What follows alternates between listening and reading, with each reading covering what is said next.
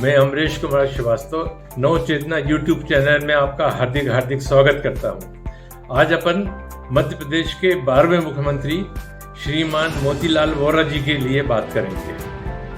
वोरा जी का जन्म 20 दिसंबर 1928 में नागौर जिले के निम्बी जोधा गांव में हुआ था।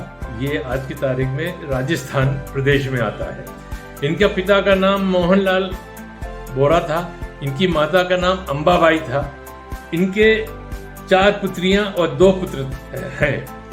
इनके एक पुत्र अरुण वोरा जी मध्य प्रदेश के उस वक्त के और आज छत्तीसगढ़ के 3 बार के विधायक हैं। ये दुर्ग से चुनाव लड़ते थे और ये 3 बार विधायक बन चुके हैं। इनकी पढ़ाई शुरू में रायपुर में हुई और रायपुर में पढ़ाई करने के बाद बाकी की पढ़ाई इनकी कलकत्ता में हुई। कलकत्ता में पढ़ाई के बाद ये वापस रायपुर लौटे और इनका कर्म क्षेत्र रायपुर ही था। इन्होंने नव भारत टाइम्स को ज्वाइन किया और भी पेपरों में लिखते रहे और एक नामी पत्रकार बन गए। उसके बाद 1968 में प्रजा समाजवादी पार्टी से ये जुड़ गए, ये राजनीति में भाग लेने लगे और 1968 में दुर्ग के नगर पालिका के लिए चुनाव लड़े और ये पार्षद निर्वाचित हो गए। उसके बाद ये धीरे धीरे करके राजनीति में और पूरी तरीके से सक्रिय हो गए। ये द्वारका प्रसाद मिश्रा जो कांग्रेस के वरिष्ठ नेता थे उनके काफी करीब आए और 1972 के आम चुनाव में द्वारका प्रसाद मिश्रा की सिफारिश से इनको दुर्ग जिले से विधायक का टिकट दिया गया। 1972 में इनको सेठी जी का मंत्रिमंडल था। इनको राज्य परिवहन का उपाध्यक्ष बनाया गया। उस वक्त सीताराम जाजू राज्य परिवहन के अध्यक्ष थे। ये एक निगम हुआ करता था और उस कर्मचारियों ने, अधिकारियों ने, अफसरों ने एक कार्य योजना बनाई कि पूरे प्रदेश में व्यापारियों के पास जाया जाए, उनसे उनकी समस्या सुनी जाए, उनसे बात किया जाए और परिवहन का विस्तार किया जाए।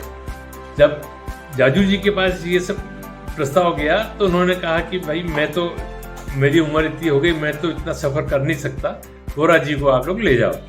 जब वोरा जी के पास बात गई तो उन्होंने कहा कि मैं काहे को जाऊंगा किसी के पास। जब मैं ट्रांसपोर्ट का काम करता था तो व्यापारी मेरे पास आते थे और मैं उनके लिए काम करता था। मैं तो अब इतना बड़ा संस्थान चला रहा हूं तो व्यापारियों को आने दिया जाए।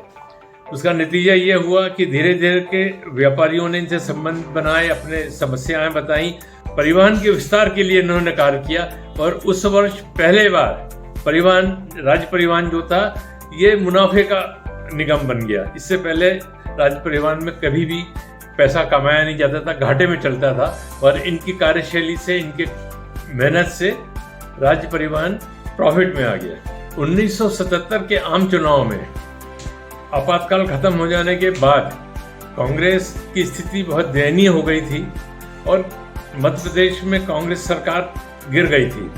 उस वक्त कांग्रेस के बड़े दिग्गज चुनाव हार गए थे, जिसमें श्यामा चरण शुक्ला जी भी थे, मगर इन्होंने 54% मत प्राप्त करके दुर्ग से रिकॉर्ड बनाया और ये निर्वाचित हुए।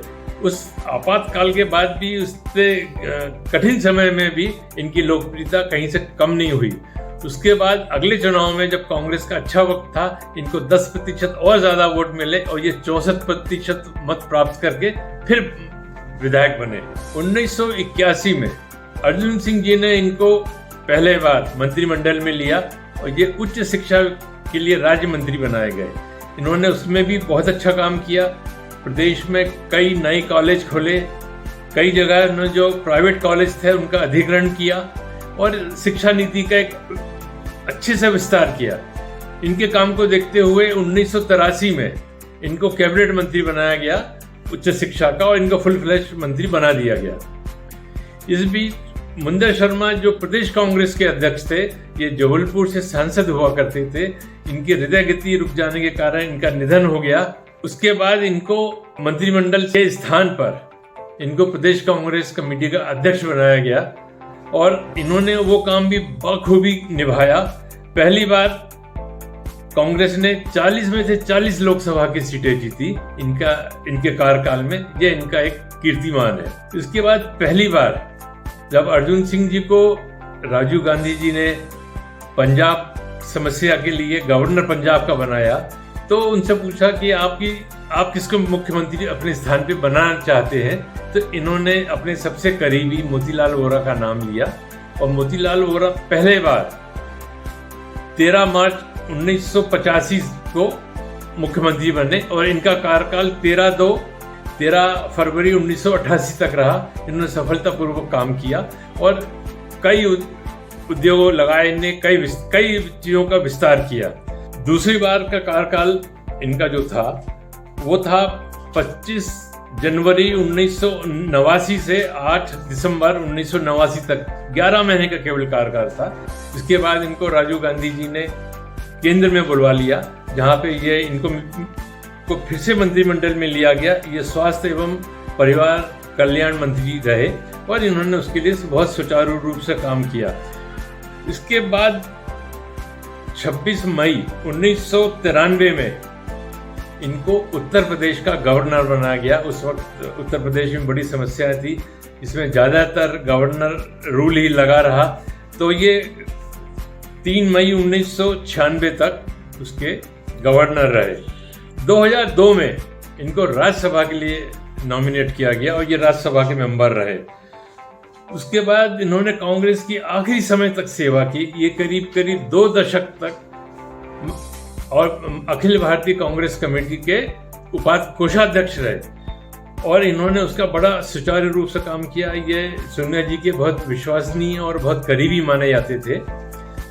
इनकी मृत्यु 21 दिसंबर 2020 में 93 वर्ष की आयु में दिल्ली के फोर्टिस अस्पताल में हुई। इन्होंने अपना 93वां जन्मदिन अपनी मृत्यु के एक दिन पहले ही मनाया था। तो ये बहुत दीर्घायु रहे और इन्होंने बड़े सुचारू रूप से काम किया। इनके ऊपर कभी कोई किस्म का आरोप नहीं लग पाया इतने बड़े राजनीतिक जीवन में।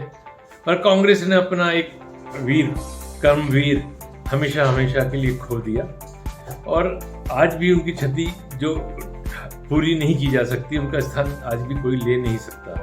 अगर मेरा ये YouTube चैनल आपको पसंद आया हो तो कृपया लाइक करें, सब्सक्राइब करें। धन्यवाद।